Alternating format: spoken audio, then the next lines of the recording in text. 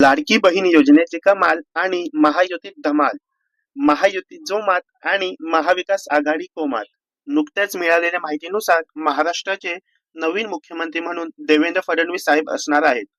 लाडक्या बहिणींची मागणी आहे की आमच्या मतदानाने म्हणजेच आशीर्वादाने 230 जागा निवडून आलेल्या आहेत, तर आमच्या खात्यात लवकरच 2100 रुपये आले पाहिजेत.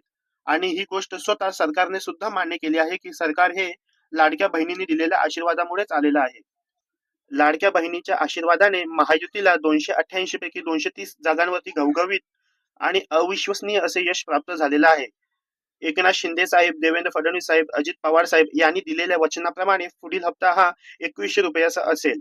लाडकी बहीण योजना ही महिला व बालविकास मंत्रालयामार्फत राबवली जाते, तर नवीन मंत्रिमंडळामध्ये महिला व बालविकास मंत्री कोण असेल याबाबत उत्सुकता आहे.